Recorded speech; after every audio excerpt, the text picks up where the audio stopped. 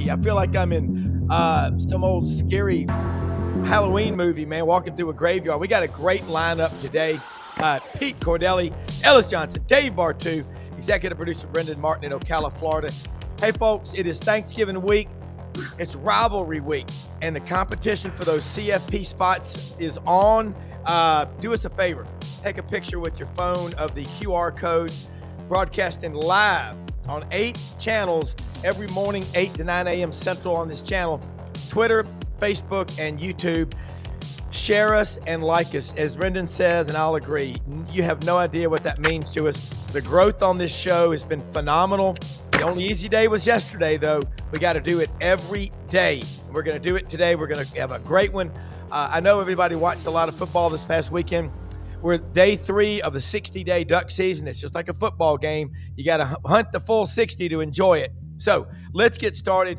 Dave Bartoo is going to throw out the red meat, and my tiger shark and my great white shark are there to shred it and tear it to pieces. Dave, the way your mind works, you don't have to watch it to see it. You have a vision of what's going on in college football, coach searches. By the way, hempforpros.com, aches, pains, sleep. They've got it all. But Dave, let's talk about the weekend and the week ahead.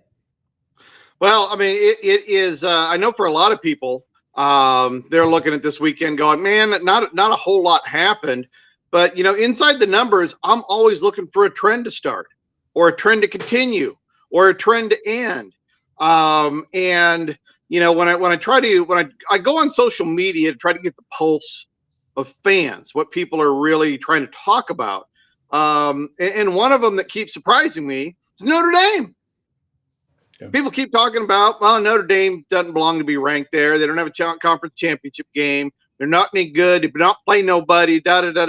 This is the hottest team in college football right now. Absolutely the hottest team in college football. It was 4 weeks. It was 5 weeks. Now it's 6 straight weeks. The single highest arcing team in college football relative to opponent offense and defense. So, you know, and then they go out and they just absolutely put the hammer down on Syracuse.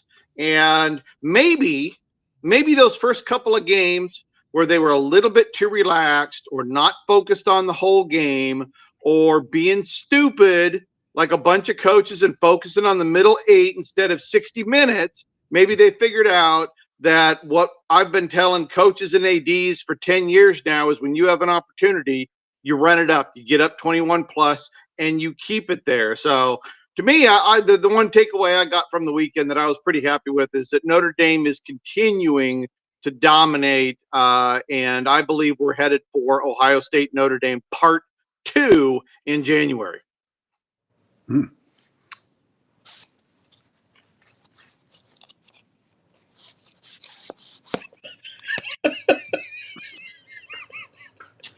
The mimes are in.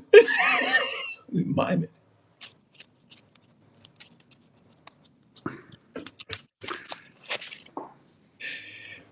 Look like Gavin Newsom over there. Yeah. Oh, sorry. Brenden, did you mute his mic? That was me. Sorry about that. Ellis, talk about what you saw this past. I'm with Dave on Notre Dame. They are hotter than a $5 pistol on a Saturday night special. I mean, they are really good. And Jeremiah Love's got to be in the Heisman contention. Your thoughts? The biggest thing that kind of jumps out at me, I haven't seen them play much this year, but when I have, the quarterback play has never looked dynamic, but they keep winning ball games by 20, 30 points. So they evidently got a hell of a roster. And I hate to say it, but I've seen them play parts of about 3 games. Yeah. All right. Pete, I'm going to throw it to you and then back to Dave. We're going to get this thing rolling fast, up tempo. We're going to go hurry up, no commercial. Jeremiah Love is the Heisman Trophy winner. He's the guy that can go to any team in the country and make them excellent. Yeah. I mean, and that's what you look for in great players. Can they elevate everybody's play around them? I mean, the kid is nonstop. And then to have Jadarian Price next to him, they've got the 2 best running back tandem in the country. The first 2 games, like Dave said, I think it was getting adjusted to Chris Ash, the new defensive coordinator, and CJ Carr actually getting his first starts. And look, they only lost by 1 to A&M. Okay. So, and they had some injuries in the offensive line. Marcus Freeman is on a mission, and his mission is scorched earth. When he didn't want to shake Narduzzi's hand after that Pitt game, that sent a message. When Narduzzi came out and said, this game doesn't really matter much to us, blah, blah, blah. And Marcus is like, well, this is a shot at us, like James Franklin, get in a conference. Notre Dame's not getting in a conference, ladies and gentlemen. They will be independent from now until the day hell freezes over. They're not getting in a conference. I'm telling you, 5 years there and hearing that conversation, they excommunicated you from campus, okay? They are not getting in a conference. Number one, they love their independence. Number two, they've been the first school to nationally recruit since Knute Rockne, 1929. Yeah. That's not changing. Why would you put yourself in the ACC and try to recruit a kid out of Florida who's got to pass Miami, Florida State, Georgia Tech, all those ACC schools to come to South Bend? Yeah. Why would you go to the Big Ten? You've nationally recruited forever. Marcus Freeman is doing a much better job than Brian Kelly in finishing and getting kids signed. Yeah. Brian Kelly did not work at recruiting. Brian Kelly left Notre Dame because he asked the admissions director to lower the standards to get more players in. And they said, Brian, we'll talk to you about anything other than academics. It's the same reason Lou Holtz left. Lou Holtz wanted him to change the recruiting. They said, Coach, you can be our coach forever. Lou Holtz wanted to be the winningest coach in Notre Dame history. He wanted to break Knute Rockne's record. When they said no, and here's what happened. They got beat by Ohio State. The AD at the time was a guy by the name of Mike Wadsworth, who played at Notre Dame. He was the ambassador to Canada, came back and took over as the AD for Dick Rosenthal. Man. Wadsworth walks in after the game and says to Lou, Coach, sorry, he said, let me tell you something. Ohio State has 7 kids over there. We tried to get in. You wouldn't let them in. That's why we got our ass beat. 3 weeks later, they lose to Air Force. Yeah. On a field goal at the end. Wadsworth walks in again, and Lou starts ripping his ass. Until we change academics, we're not getting this, we're not getting that. And Wadsworth said, Coach, you said the same thing to me about Ohio State. You had 7 kids over there, supposedly, we didn't get in. How many of those Air Force kids didn't we get in? He said, don't bring up academics to me again. Yeah. And from then on, Notre Dame, and Marcus knows the standard, and he's dealing with it. He's doing great. Yeah. Notre Dame, I'm with Dave now. When you score 21 points without running an offensive play, an interception return for a touchdown, a block punt, another interception. Yeah. This team is getting better at the right time. But Notre Dame, they're not joining the conference. And you know what? I'm with Dave. Notre Dame, Ohio State for the national championship. All right, Dave, that's a hell of an answer from Pete. And that Pete, you're horizontal, but we'll get you back in a second. But I love this. Dave, all right, now you're those gummies, man. I'm telling you. That's right. All right, Dave Bartoo, and the best hat on this show. Let's look at the SEC right now. Yeah. A week ago Friday, Frank Duffy said 7 possible teams. I mean, if you get 5 this year or 6, who is good enough right now out of that SEC group that is, can win the national championship?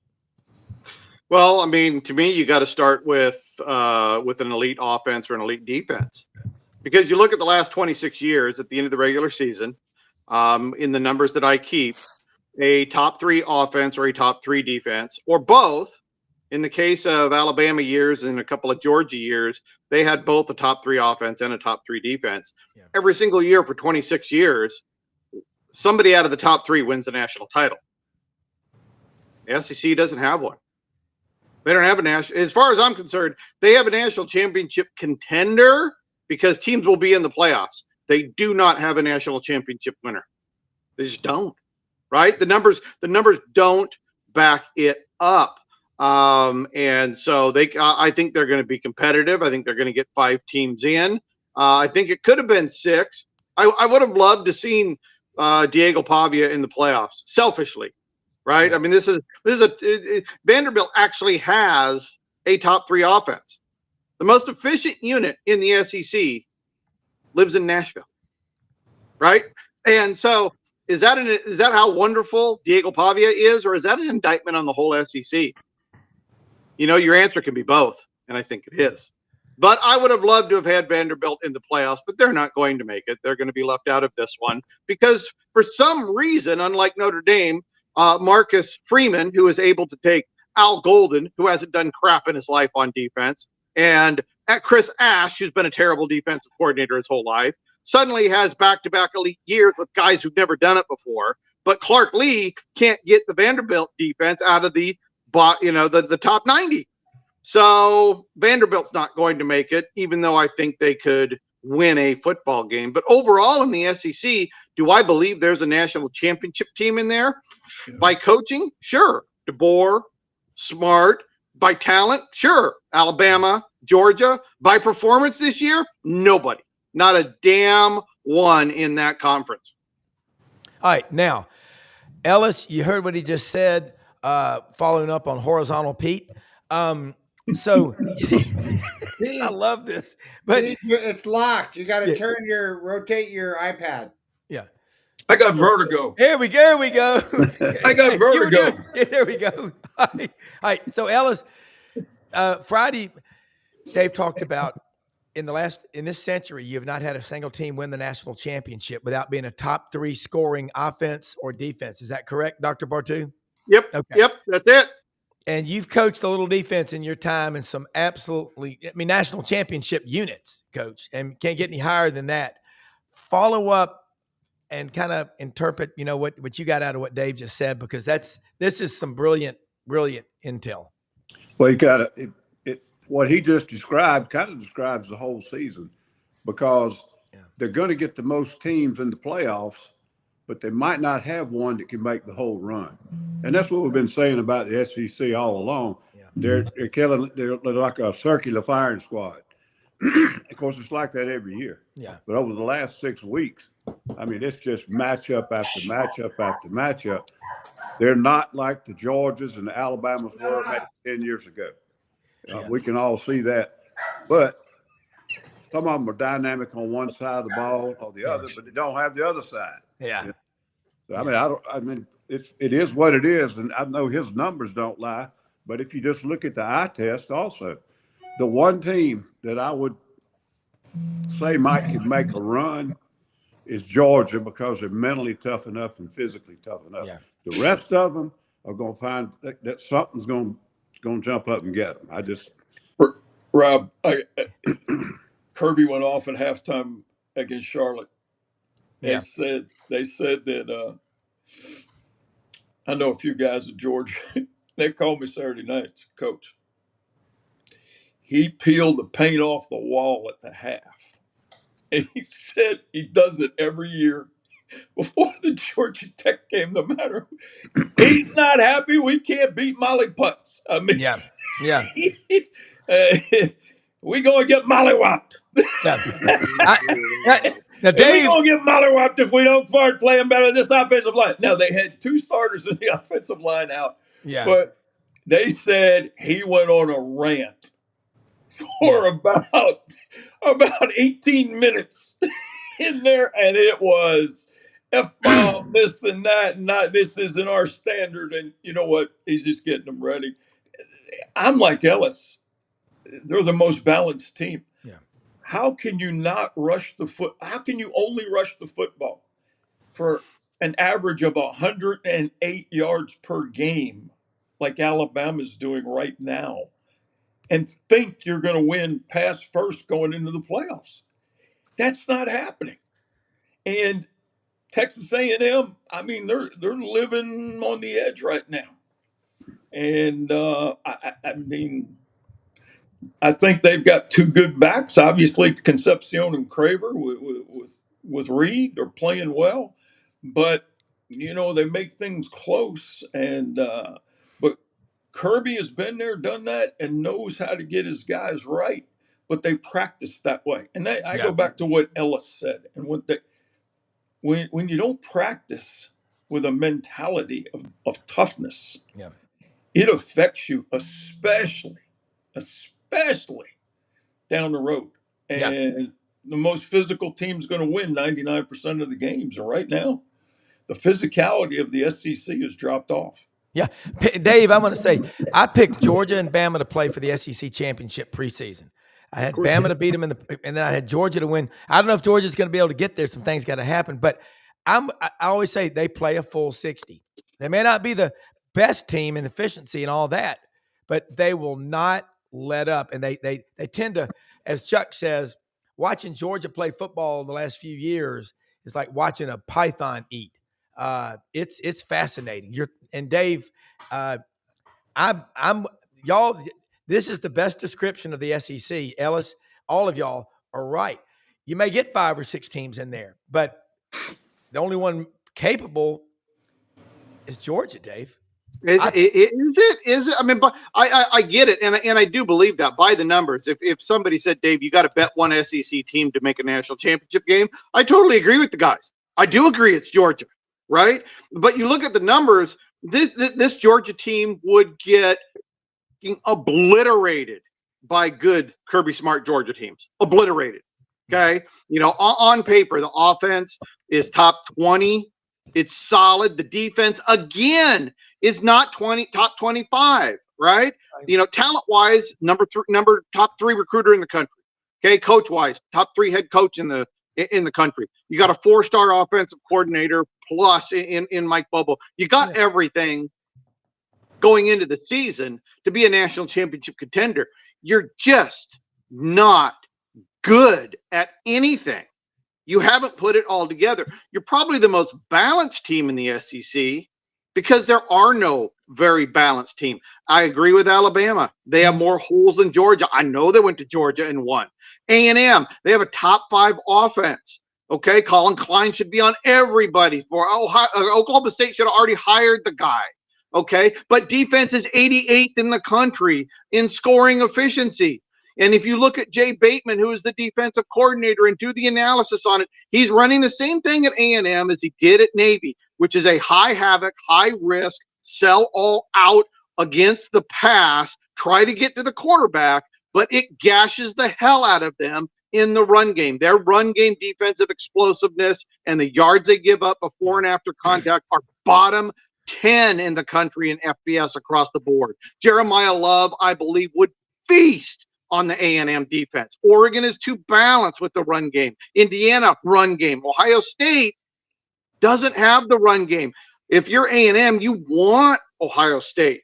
That's a really good matchup for you, but you go down the line. Ole Miss hasn't put it together. The offense is solid. The defense isn't what it was last year, not by any stretch of the imagination whatsoever. So there's holes across all of them, but I just go back to the fact that I do believe what you guys are saying. Georgia's the most balanced team in the SEC. We're probably not going to see an SEC team in the semifinals if the brackets come out properly. All right, Dave, question for you. I think the SEC, and that's what I had a Texas Tech guy on last week. I bring Clemson people on. I'm trying to get maybe James Crepia, who covers Oregon. John Hartwell said he's really good. He used to cover SEC. I think we're living in an echo chamber down here. And if you better start thinking outside the box and get some different opinions, and we're getting them here. What you just said is, you made a bunch of really good teams, and now you're going to go to 9 SEC games next year. How many coaches? Oh boy, this is going to speed up the cannibalism, isn't it? Yes, it will. You have like this perfect storm, right? Because you think about it, you had 14 teams, and you were in 8 conference games, right? They hardly had to play each other. You had and you didn't have NIL. And so the top teams with the most money could cash all the players. Now You bring in Texas and you bring in Oklahoma. Not only are you bringing in more talent and a greater physicality index, you just brought in more money. And where do all those kids in the South want to go? Well, they can go anywhere in the SEC. There's great brands everywhere. Texas, Auburn, LSU, Florida, Tennessee, Georgia, Alabama. Those kids, it's a, like you said, it's a circular firing squad. And it's not just for the teams, it's the players. And now all that talent being paid for is getting spread out across 14 teams. And you go up to the Big Ten, and I don't think the Big Ten is as good as the SEC, talent-wise, top to bottom. Coaching-wise, they're better. But talent-wise, they're not. So now you have all that talent in the upper part of America getting consolidated in just a few schools, where in the South, it's getting spread thin. And I think we're seeing the result of all that.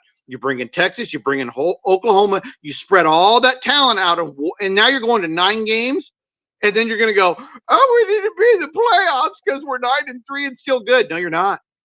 No, you're not. You lost your edge when you brought in Texas and Oklahoma. You lost your edge when the pay-for-play came out. And now you are a full step behind everything that made you great as the SEC. Sorry, you can't have your cake and eat it too. You took the money. Now you're going to take the problem that comes with being 9-3 and 8-4 and not getting into the playoffs. Ellis, I think the SEC, like this today's word wealth word is crepuscular. That means most active at dawn and at dusk. This channel is most active early in the morning and later in the evening. Crepuscular. Now, the redneck word of the day is mayonnaise. Mayonnaise, a lot of SEC teams going to make the playoffs, but I don't know who's going to win it all. Mayonnaise. Ellis, you heard Dr. Bartoo. This is so cool. This ought to be on national TV. And the way things are going, which show needs to be on national TV. Our executive producer, Brenden Martin, is at the tip of the spear with this stuff. But Ellis, kind of extrapolate what you can from Dave's comments. And your circular firing squad is one of the quotes of the year, a quotey. It's awesome. Well, we're saying sort of the same thing. I like mollywop. You like mollywop. Pre-muscular. I don't know what. Crepuscular. Whatever. I still like mollywop. By the way, Dave, we looked that damn word up when you were gone last week, and it's in the dictionary. I love it. But I love it. Yeah, we keep saying the same stuff. It's balanced out a little bit. It's very competitive. It really, to me, it makes it fun to watch. I've always liked that word parity. As a fan. Didn't like it worth a damn if you're a coach, but I loved it as a fan, and I think it makes better entertainment. Nobody wants to watch it. Hell, I don't know who kept the game on Notre Dame and Syracuse the other day, unless it was a couple of nuns somewhere up in camp. But it just, the other thing I've noticed now, we've had 5 years of the portal or whatever, NIL thing. 7. We've had enough years now to kind of look at effects. And I know I'm wandering off on a tangent, but what I do see also is getting the talent spread out on the Power 5, Power 4 programs. Kids are not just sitting there waiting the third year to play. They're going somewhere else and play. Yeah. But the other thing it's done, and I know that's not what we're talking about, but the lower level programs don't beat the upper level programs as often. All those games this past weekend, these 30-point, 50-point, 60-point wins by teams that don't even have a winning record right now. Yeah. For example, South Carolina, they're going to win 5 or 4 ball games this year. I mean, they beat Coastal, who is a Division 1A team, and have won about 8 games this year. They beat them 50-something points. Mollywopping. Yep. Yeah. And they just, there's just so much difference in it. So I think what the portal is doing, and NIL money for sure, is pulling all the best kids to the top level, but it is spreading them out.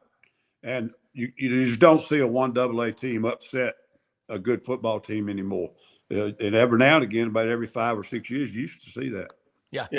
There's no Appalachian State going to Michigan and beating Michigan in the big house.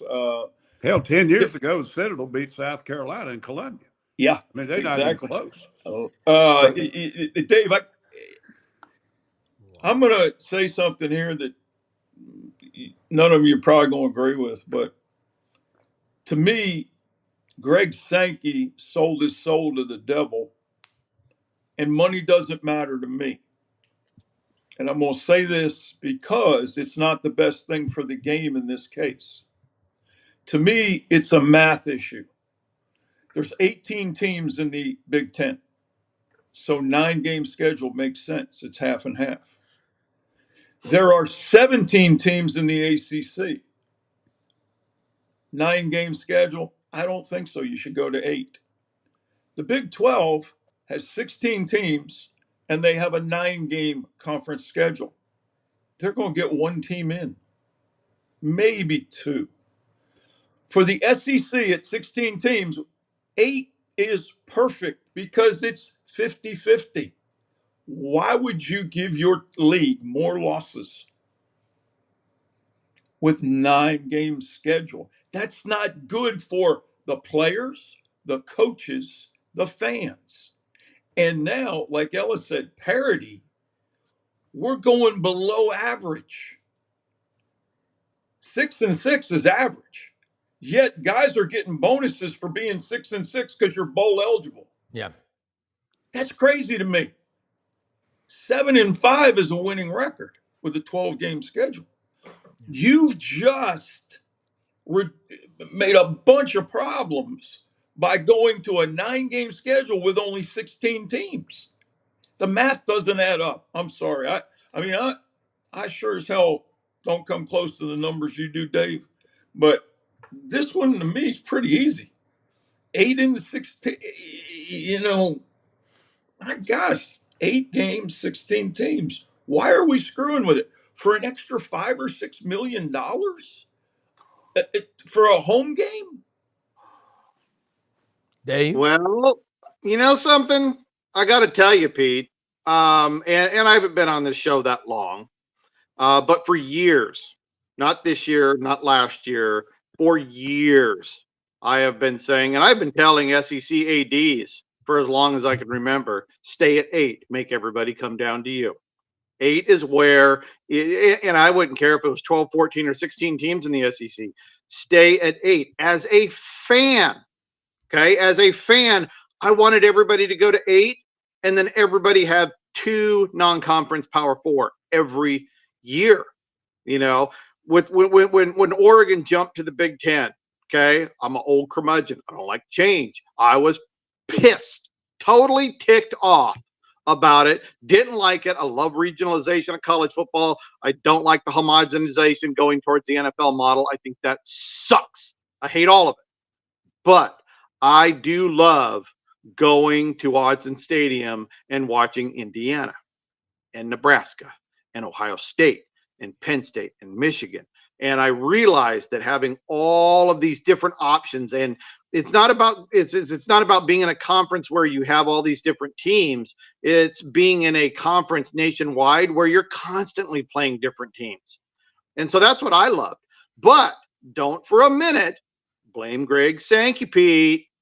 Okay, what's his job? His job is to present options, profitable options to the athletic directors. Every athletic director in the SEC could have said, no, we don't want Texas and Oklahoma. They could have said, no, we don't want to go to 9 games for a little bit of money. But they all said yes for the money. That's not because of Greg. Greg gave them the options. They voted for it.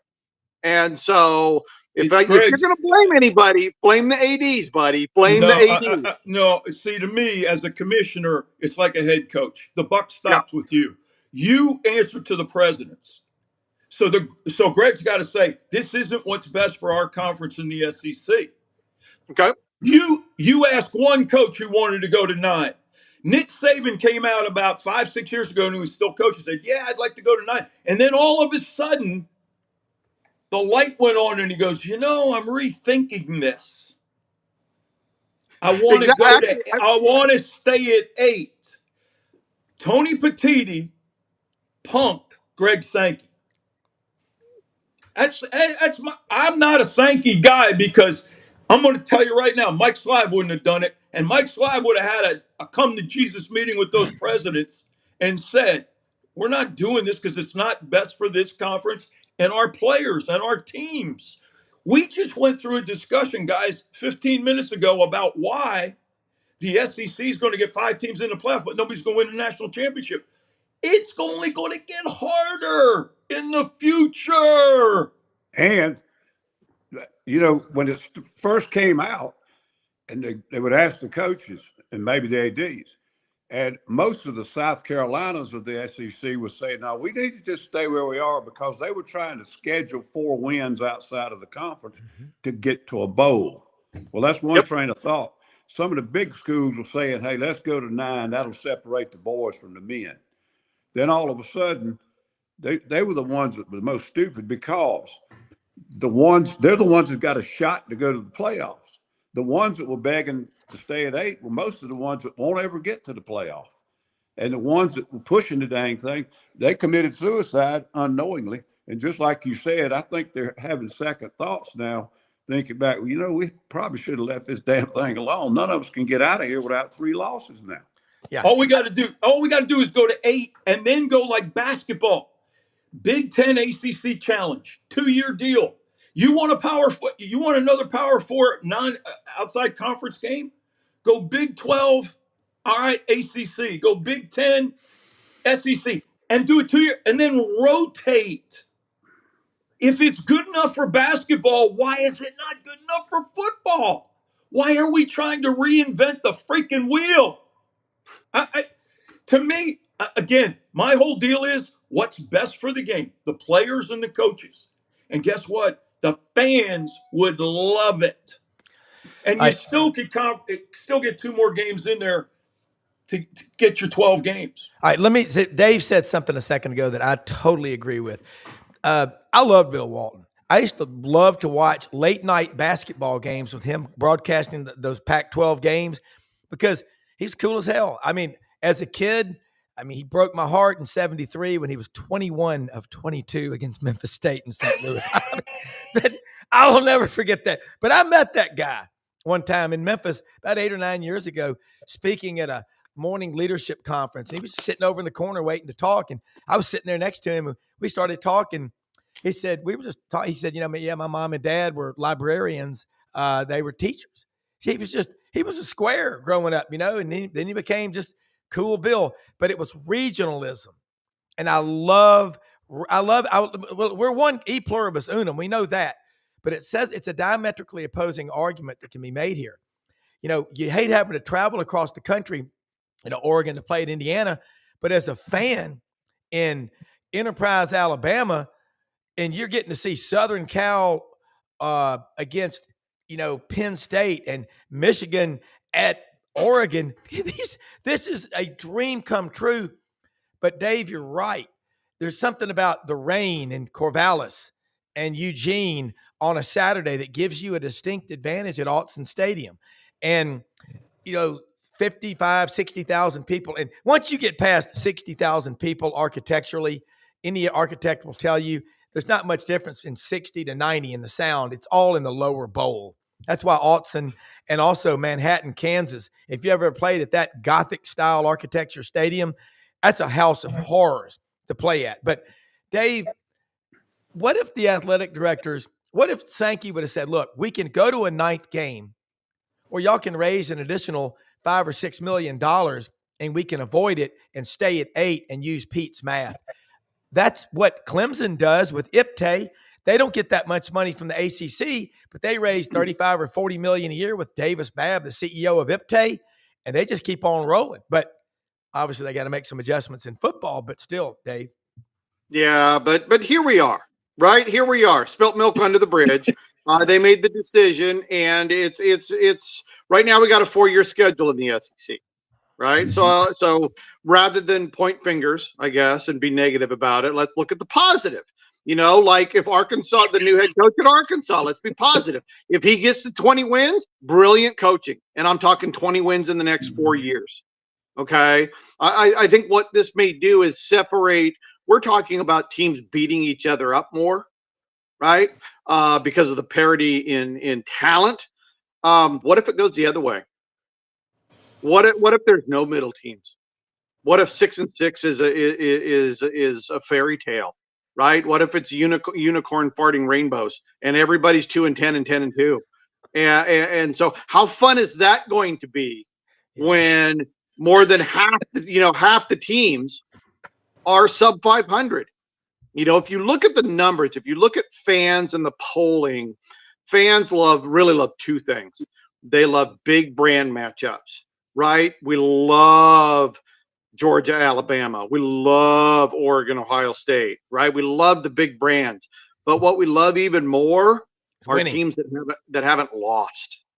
November, we want 11-0 versus 11-0 and 10-1 versus 11-0. And the more we play each other, SEC, the fewer those games are going to exist. So from a fan perspective, overall, it seems cool because early on we might have a few more big brand games, but I think we kind of gravitate towards weeks like this where we go, well, that was kind of a boring week, wasn't it? Yeah.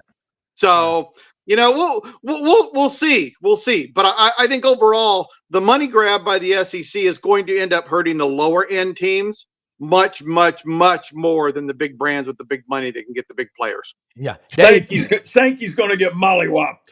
Yeah. For this decision. I'm sorry. Sankey's getting mollywopped. That's not being negative. That's looking. You said there's a 4-year window here. I promise you, after that second year. Yeah, it's about to change. It's really about to change. All right, before I go back to Ellis, I want to ask you something, Pete. Coaching searches. My phone, and I've had, God almighty, opening weekend of duck season, the question, all you're hearing about right now, it's not the games, it's all the damn coaching searches. You're the elite guy in that. You know how to do it. But I mean, everybody's just talking about who's the coach going to be versus watching the games. So there's 4 openings in the SEC. In your position, whatever you can tell us, you don't have to be specific. You can give generalizations. But I got a lot of people going, Kiffin to LSU? Well, I talked to an Ole Miss guy Friday night late.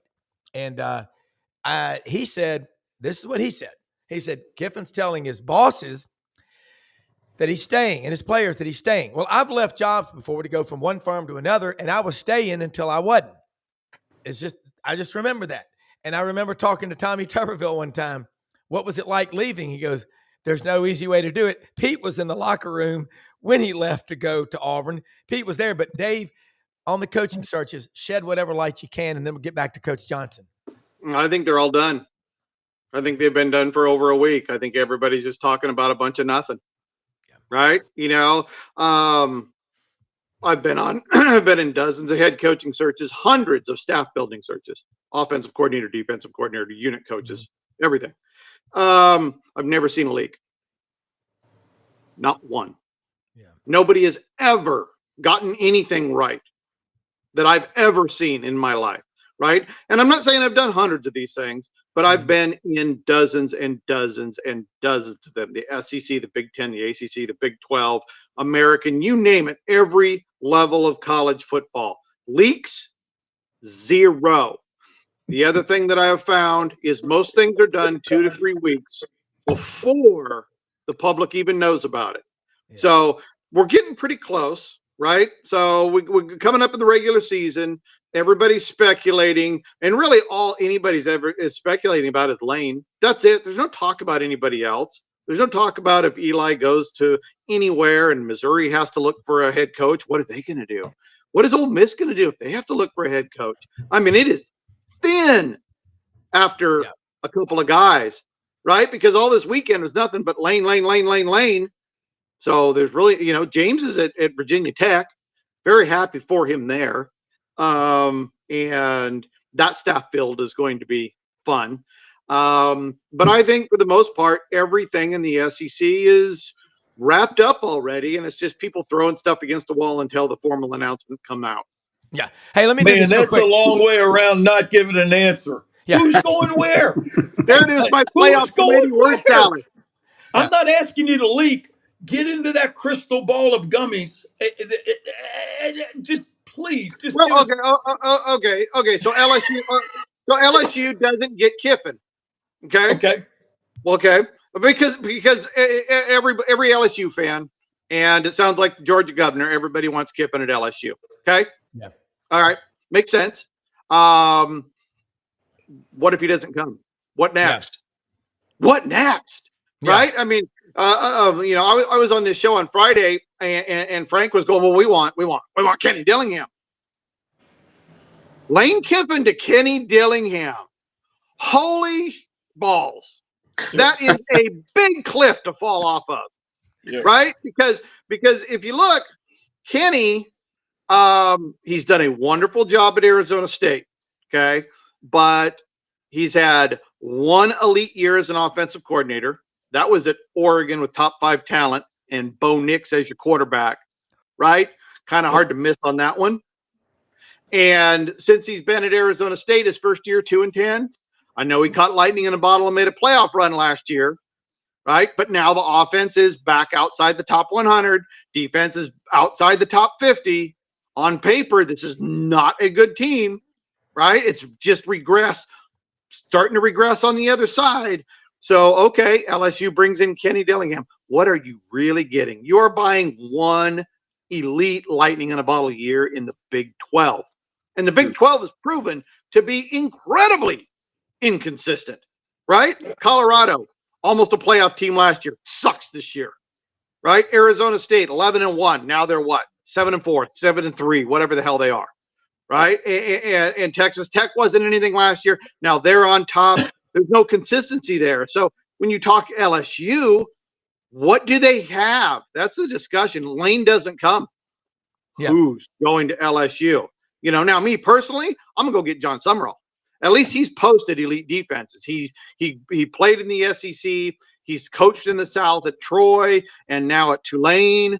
And I think he's the absolute best option, best risk after Lane. But what really is out there, which is a bigger picture, like I said, Lane and Eli leave. Who's getting what? And then that domino, right? So John leaves Tulane. Who's Tulane going to go get? Yeah. Right. And so I think the more fascinating thing is talking about what may not happen, but then the domino effect, which is kind of boring because there's no big names.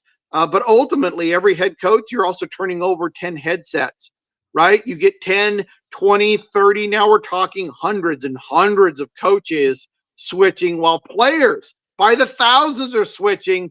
This is going to be a tough year for college football to recover from for a couple of years. Yeah, let me do this. Brad was on the show Friday from Landers Ford and said he wanted to make an announcement Monday morning quickly about a big event going on out at Landers Ford, folks. Absolutely love these people. Can't find a better corporate sponsor and partner than LandersFordMemphis.com. And Brad, good morning. Happy Thanksgiving. And your dad is watching out in California right now. So hello, Mr. Bellamy. How are you doing? Hey, good morning, guys. Glad to be back on the show this morning. Rob, thanks for giving us a little bit of time here. So every vehicle we sell this week, so today all the way to Saturday, you buy a new or used car, we're going to give you a 65-inch flat screen TV. So that is our big promotion for Black Friday. On top of that, we got 0 for 60 on Explorer F-150, 0 for 72 on Lightning and Mach-E. Sold one of those on Saturday. Got great specials on Bronco and Bronco Sport, up to $7,500 off on Bronco Sports. So we got a lot of things going on. But anybody that buys a vehicle this week, new or used, whether it's a $5,000 car or a $75,000 car, you're getting a 65-inch TV here at Landers Ford. So on the service side, I talked about it last week. Ford has a $20 works package rebate.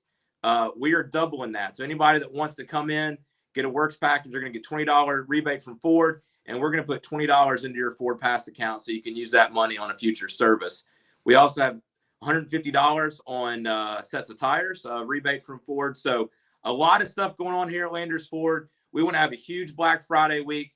We're going to have lunch today, a Thanksgiving lunch at 11:15. So anybody wants to come out today and grab a free lunch, check out a car, we're here to take care of you guys. And just really, really excited about the close of November. Had a really strong weekend.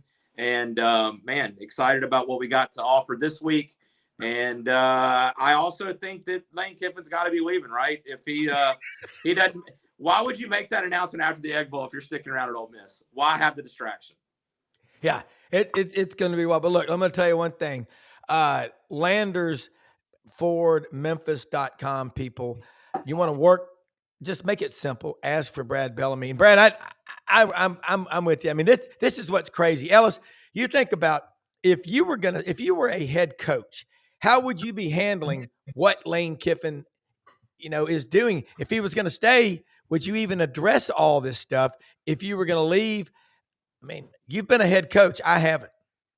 It doesn't really matter what he says, as far as the decision. There's no good timing, especially with the calendar they deal with today, with the portals and the early signing dates and all this other stuff.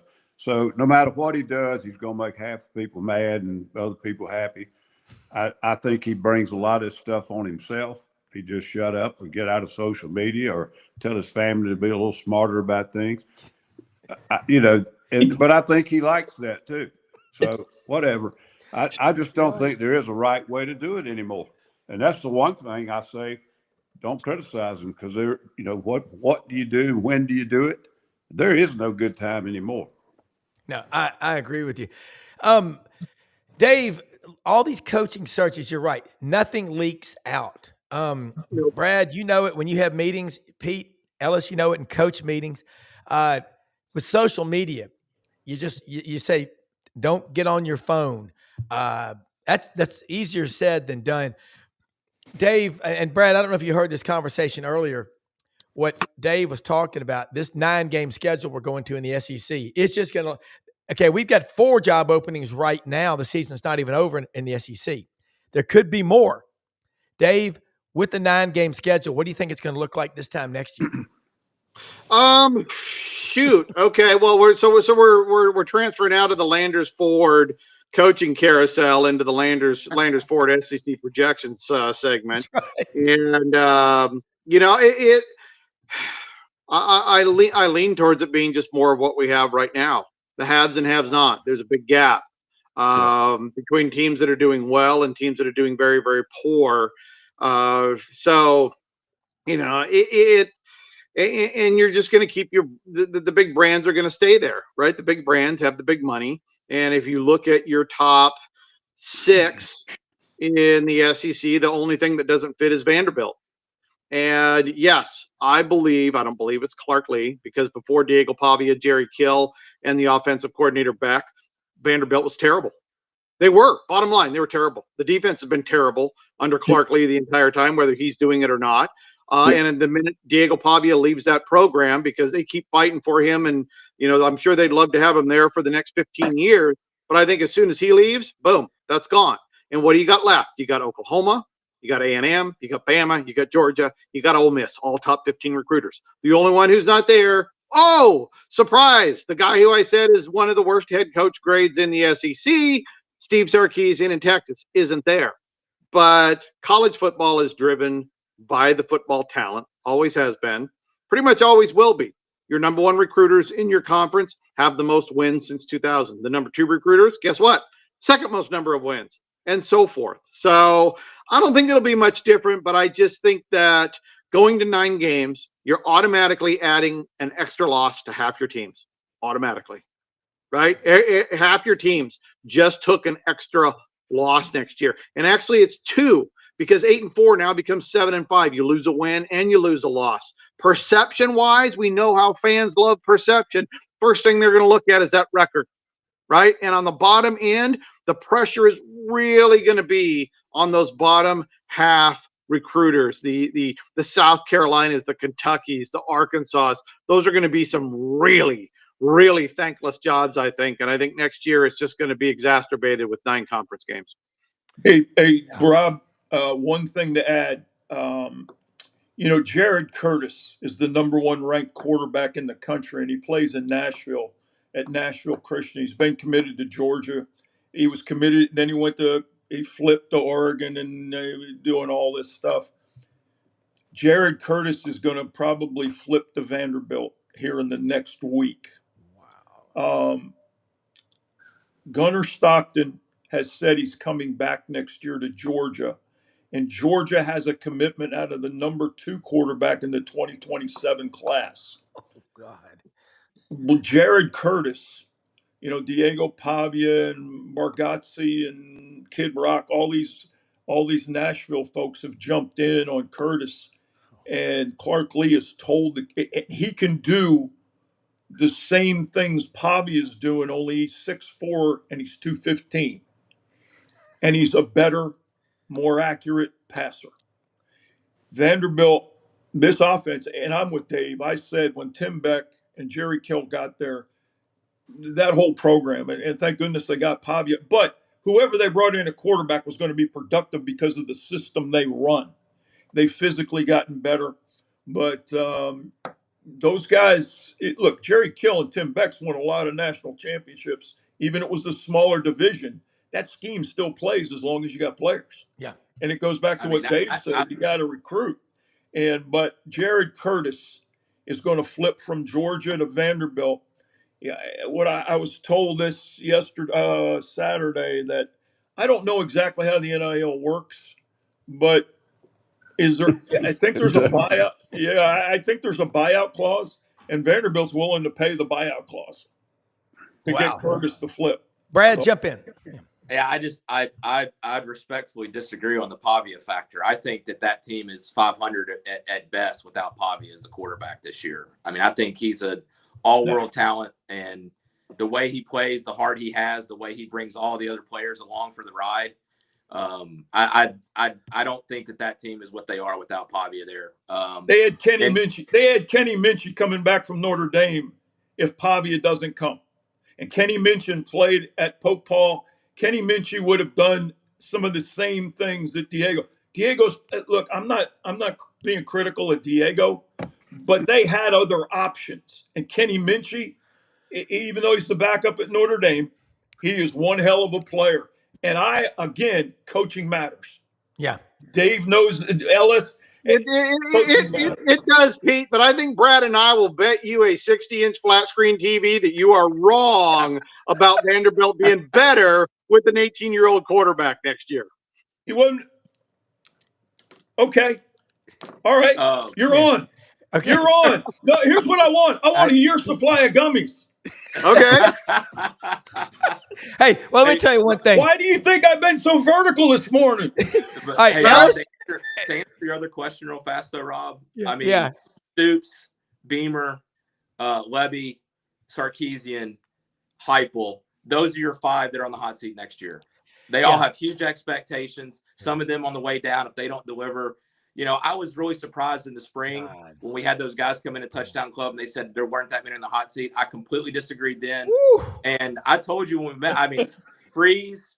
I mean, so anyways, that's the ones that are on the hot seat for next year. The new coaches coming in are going to have a chance to do something. The other one's DeBoer. I mean, if Alabama loses to Auburn and he doesn't go to Penn State, which who knows if that rumor is true or not, then he's obviously going to be in the hot seat next year too. But I think Alabama's going to get it done against Auburn this week, and appreciate you guys giving me the time to hop on this morning. Hey, thank you so much, Brad. You cannot find a better corporate sponsor and partner in the community than LandersFordMemphis.com. We'll see you again Friday. Hey, okay? Brad, tell Don Kitchens I said hello. One of the great all-time guys at Ole Miss. When I was doing Ole Miss radio, Mr. Kitchen was great. He is. I'm going sideways again. I will let him know you said that. Thank you, Brad. Thank you, Brad. Have a great week. You know what? I watch all these shows. I go back and do an after action review. This one is an Emmy award winning. I mean, I have learned more. I'm just like one of my buddies the other day said, "Don't interrupt Ellis, Pete, or Dave ever. Let them because what I've learned is in the South, Dave." Toward the trailing end of the sentence is when the most valuable content typically comes out. I got that, and I learned that as a reporter for the Plainsman. I'm doing my show in college when Pat Dye would talk. He would just trail off toward the end, and everybody be on the edge of their seat, and you didn't miss a word that he said. Wow. Ellis, your thoughts on all this coaching matters. That's what it boils down to. And, man, this is some great, great intel. Yeah, it does. I used to always say in the SEC as a players' conference. And what I mean by that, in a different way of saying what Dave said, you have to have a certain amount of talent to play in the SEC because there's some real dudes in the SEC. That being said, these guys that come in there and think they're going to out-coach people, you better get out and try to out-recruit them because all these schemes and stuff you draw up, they don't work when your kids run about half a second slower than the other guys. But that being said, I do think coaching matters. We all know that. And sometimes, like Pavia, it's not his physical skills that makes Vanderbilt better. He makes those kids confident when they run out on the field with him because they know he's going to get it done. And he has a huge effect on that team from just a confidence standpoint and mental toughness. Yeah. All right, we got to wrap up. We're about out of time. Dave, How about him telling Clark Lee he wanted to go back in the start of the fourth quarter, and Lee told him no the other day. And he said, Diego, no. And sure enough, Kill came in, Clark and said, put him in for one series. And he threw an interception. Get your ass out. All right. Hey, that exactly. Be careful. Too much of that is never enough. I agree. All right, Dave, you got Floyd R. Turbo American out there in the middle of the country watching this show right now in Platte River, Nebraska. I got aches and pains. I can't sleep at night. Talk about hempforpros.com. That's the website, hempforpros.com. Yeah, Pro Athletes Hemp Association. I've been part of it now for 7 years. It's actually a collaboration. We work with the NFL alumni, and that was the first client. And the goal there was to bring products to NFL players, former NFL players. You want to talk about a group of guys with aches and pains and sleep issues and all sorts of bodily stuff. The lights out gummies, the lights out tinctures were developed to help these guys sleep. All of the topical products, the lotions, the cooling gel, the warming gel, all of this stuff was basically professional strength pain, making painkiller. So hempforpros.com, use the coupon code sidelines for 25% off everything in the cart. Give it a try. This stuff works on big professional former NFL athletes. It'll work on your body as well.